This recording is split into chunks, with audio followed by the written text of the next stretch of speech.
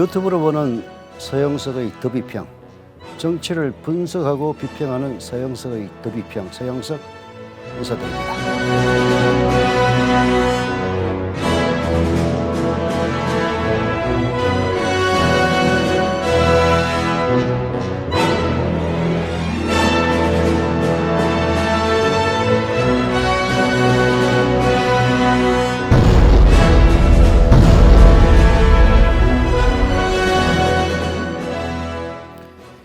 제가 유튜브를 시작하니까 지난 5년 동안 잠잠하더니 겨우 이재명 빨아들여 나오느냐라는 질문을 하는 18세 크레파스들이 있습니다.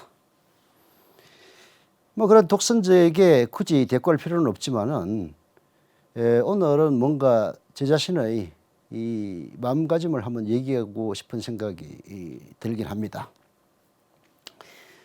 저는 우연인지 필연인지는 모르겠습니다만은 기자로 사회생활을 시작해서 기자로 마감을 했습니다. 본질적으로 기자라고 생각하고 있고 지금도 저희 마음가짐은 기자의 마음가짐입니다. 기자는 뭐냐? 사실 기자는 두루두루 알아야 되는 사람입니다. 그래서 제가 기자 생활 오래 하면서 느낀 결론은 기자란 모든 것을 다 아는 듯 하면서도 사실은 아무것도 모르는 사람이다. 이렇게 저는 얘기를 합니다. 즉 기자의 자질은 어떤 지식을 많이 갖고 있느냐 적게 갖고 있느냐 이 문제가 아니라는 거죠. 기자란 무엇이 옳고 무엇이 그런지 판단할 수 있어야 됩니다. 그리고 그런 판단을 자신의 기사에 녹일 줄 알아야 됩니다. 무엇이 옳고 무엇이 그러냐 결국 정의의 문제인 거죠. 공인의 정의는 총체적으로 봐야 됩니다. 어느 누구든 예외 없이 한 면만을 보면은 부정적인 구석 많이 있죠. 특히 자신의 이해관계와 결부되면은 그 사람이 죽일 놈이 되기도 합니다. 그런 식이면은 5천만 모두가 죽일 놈이 되는 자가당착에 빠집니다. 만인에 대한 만인의 투쟁이 시작되는 거죠. 그래서 공인의 정의는 전체적으로 봐야만 하고요.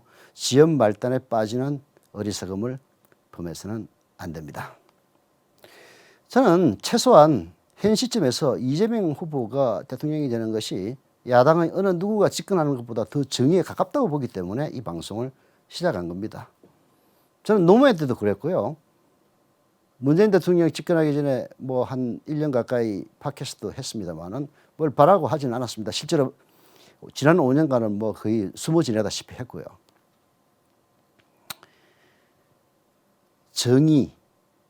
정의란 무엇인가라는 책이 한때 히트를 치기도 했습니다만은 그것은 결국 이 사회가 결코 정의롭지 않기 때문에 관심을 끄는 것 아니겠습니까?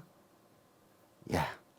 그렇지만은 이 방송이 반대편에 서 있는 사람을 부당한 잣대로 비난하지는 않을 겁니다. 최대한 공정하게 얘기하려고 합니다. 자, 잡설이 길었는데요.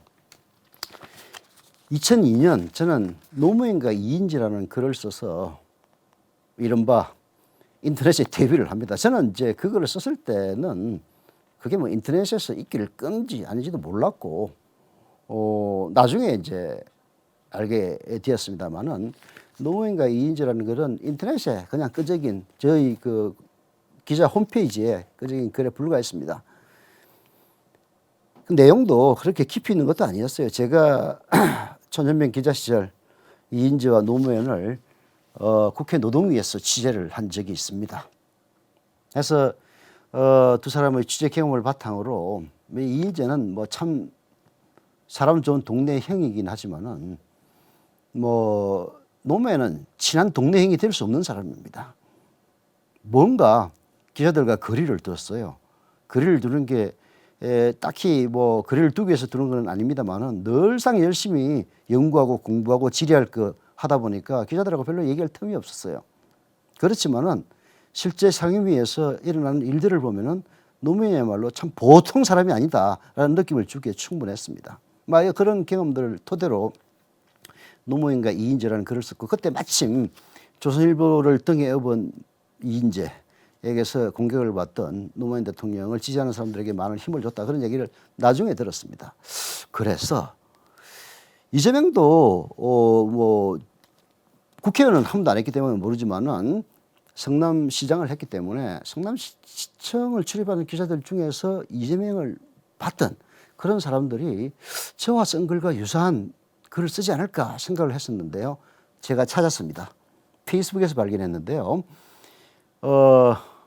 월간중앙 6.16 기자가 쓴 공인 이재명론이라는 이제 글입니다.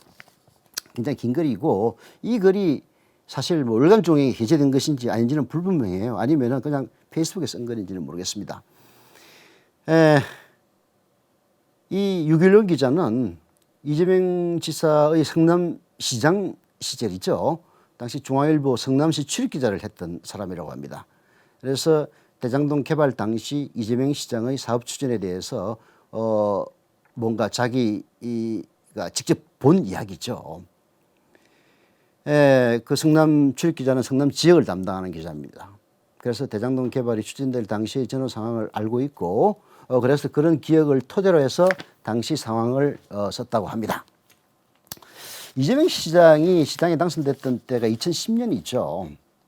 저도 기억을 합니다. 성남시는 수천억짜리 호화시청사를 건립해서 재정난이 상당한 수준이었습니다. 그 주인공이 바로 이대엽 시장이었죠. 한나라당, 국민의당, 지금은 이제 뭐 국민의힘에는 아니겠습니다만, 근데 한나라당 출신인가 그랬을 거예요. 여하튼 지금 국민의힘의 전신이었습니다. 자, 그런 상황이었기 때문에 이재명 시장이 이 시장에 당선됐을 때는 성남시의 빚을 어떻게 갚느냐가 가장 중요한 과제였다고 합니다. 즉 이미 시장이 되자마자 모라토리엄 지불 유예를 선언을 했고요. 그리고 취임 초기에는 부채를 줄이는 게 시정 최대 과제였다고 유기룡 기자는 쓰고 있습니다. 도시개발 관련법이 바뀌면서 기초지방자치단체, 즉 성남시가 기초지자체입니다. 경기도는 광역지자체고요.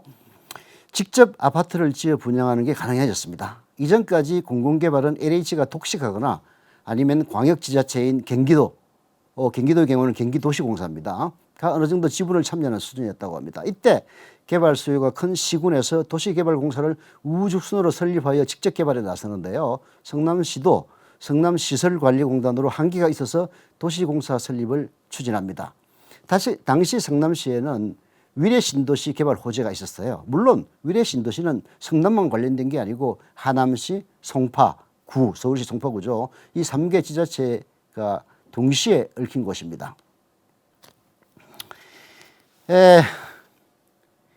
이재명 시장은 지역의 이익은 지역에라는 생각을 하고 있다고 합니다. 지역개발로 나온 이익을 LH나 민간이 독식하는 것에 대한 문제의식이 있죠.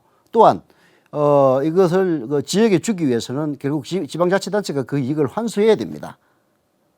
이제 그 이익을 환수하게 되면은 결국은 천문학적인 부채를 줄이는 데도 도움이 될 수 있다고 생각을 한 거죠. 그래서 성남시가 직접 도시개발을 해서 얻은 이익을 성남시에 전액 환원할 수 있는 방안을 고민했다고 합니다. 지자체가 도시개발을 직접 하려면은 막대한 자금이 필요해요. 토지보상비도 있어야 하고 공사비도 들어가야 하고 일단 은행에서 돈 빌려 나중에 되갚는 민간 방식은 불가능합니다. 말하자면 지방자치단체는 은행에서 돈을 못 빌려요. 지방채를 발행해야 됩니다. 지방채를 발행하려면 정부 승인을 받아야 하고 시의회의 동의를 받아야 합니다. 그때 지방정부는 그 성남시의회를 장악하고 있던 것은 새누리당, 다수당입니다. 그래서 지방채 발행은 무조건 반대였죠. 그리고 도시개발공사 설립을 위한 조례, 지방채 발행 안건이 번번이 이 성남시의회에서 부결되고 반려됐습니다. 당시 이재명 시장은 선거 때 구시가지에 있던 일공단 부지를 공원화하겠다고 공약을 했습니다. 이건 성남 지역 시민사회의 오랜 수군이기도 했어요. 왜냐하면 사실 성남시는 거의 철거민들이 와가지고 난개발이 된 도시 지역이었기 때문에 이 도시 계획이 적용되지 않고 형성됐다는 이야기예요. 그래서 성남 구시가지에는 시민의 휴식 공간이 태부적이었습니다. 여기는 이제 개발이 예정된 땅이어서 민간 개발업자의 반발도 거셌고 결국은 그 땅을 시가 사들여 공원으로 만들 수밖에 없는데 그 성남 1공단 말입니다. 당시 사업비가 2천억이 넘는 걸로 나왔습니다. 물론 재정난이 심했던 성남시 그 돈이 없었죠. 자, 이재명은 과연 무슨 해결책을 내세웠을까요? 제가 늘 얘기를 합니다만은 공무원은 일 안 하면 요거 안 먹습니다. 그래서 공무원들은 복지부동 하는 거죠. 근데 이재명은 일반적인 공무원들과 달랐습니다. 어떻게든 이거를 해결할 수 있는 방안을 고민을 한 겁니다. 자, 그 고민 해결 방안의 이야기는 다음 편에 이어집니다. 좋아요와 구독, 알림 설정, 여러분들이 이 방송이 많은 사람들에게 전파되는데 많은 도움이 됩니다. 자, 이 방송은 여기서 마치고요. 또 다음 방송에서 뵙겠습니다.